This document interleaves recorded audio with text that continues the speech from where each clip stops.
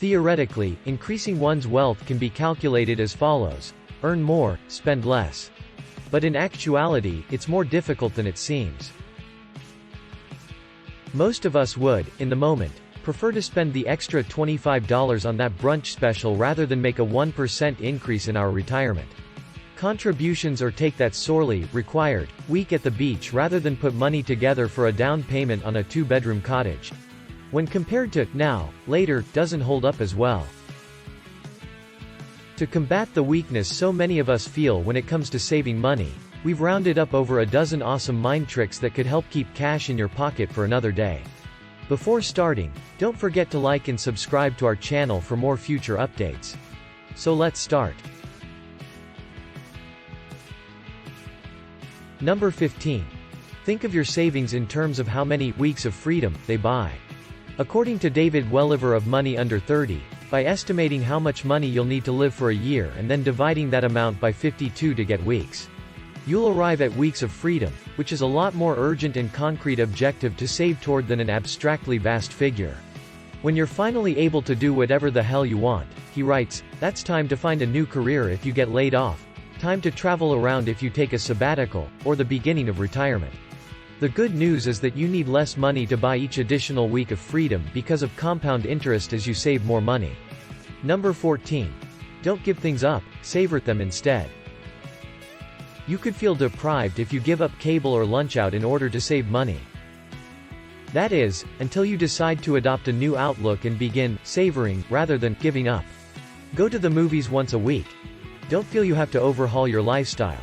Simply change the frequency of your indulgences. Instead, try once a month.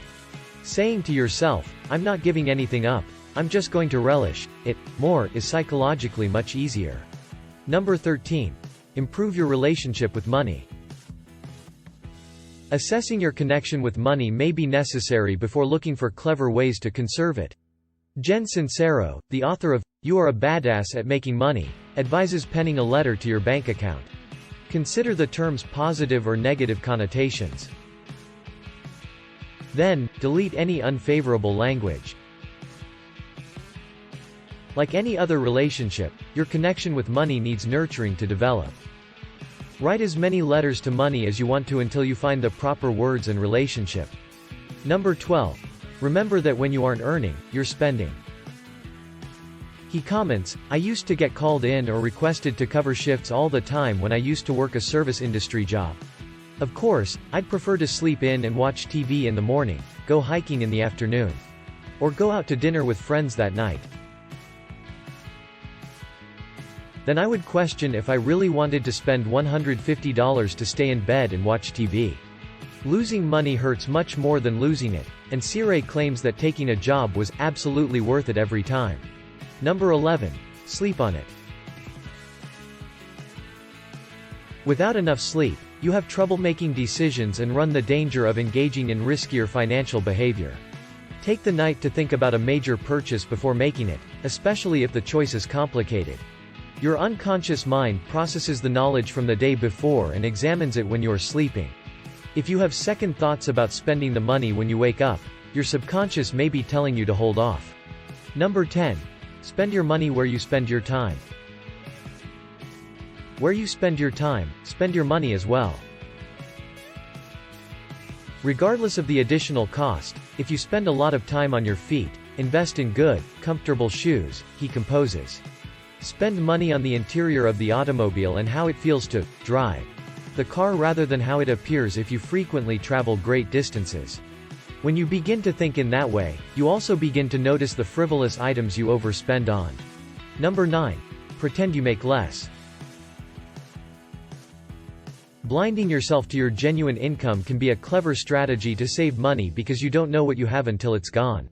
If your paycheck is directly deposited into your checking account, set up an automated transfer of a portion of your salary into your savings account. And utilize any employer-sponsored retirement plans that are offered, which is another automatic savings method.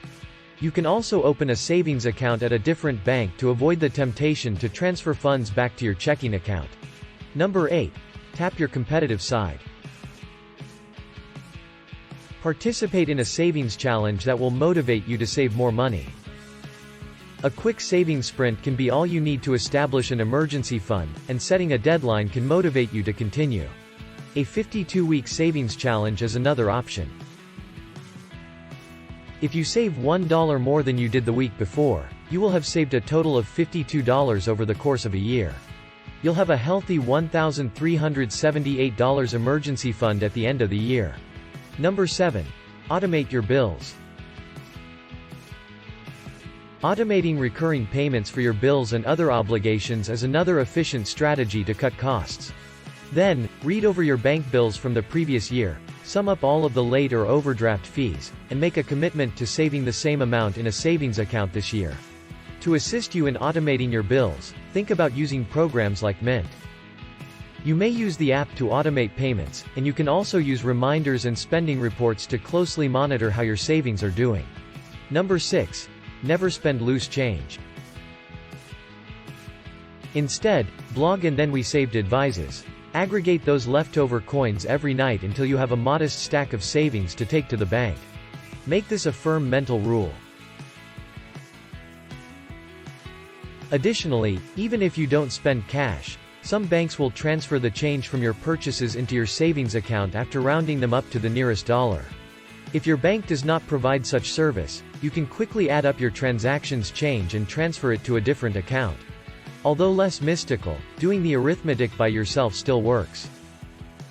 Number 5. Break down the monetary value of your hour. If you earn $10 per hour, he argues, buying a cup of coffee costs more than $2.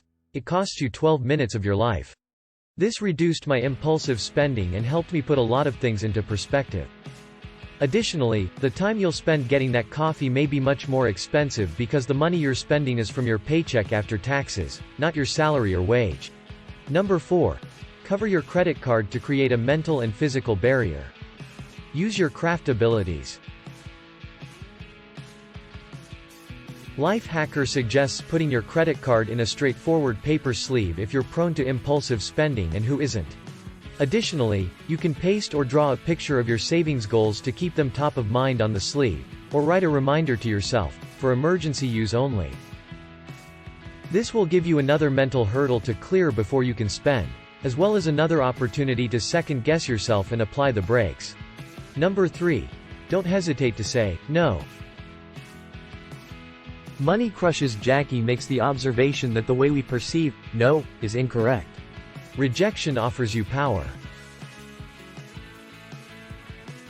For one thing, it gives us substantial negotiation clout. Instead of being afraid to decline a purchase, pass up an expensive opportunity, or carefully manage your budget, keep in mind that refusal gives you power. Additionally, she adds, saying no to the things that aren't truly important enables us to concentrate on the things that are. Number 2. Visualize your goals. Some people might think that visualizing your goals sounds new age. However, there is data to support this claim, particularly in the field of sports research.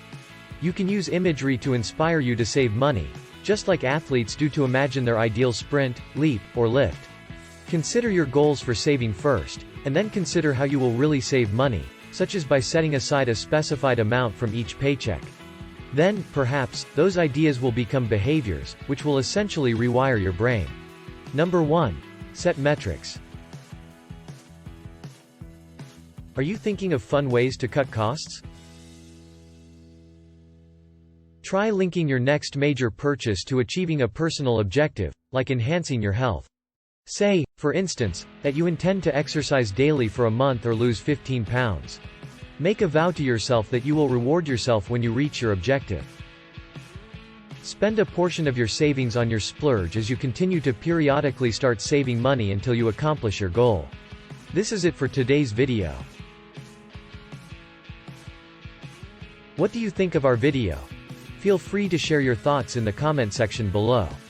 Don't forget to like and subscribe to our channel for more future updates. Thanks for watching.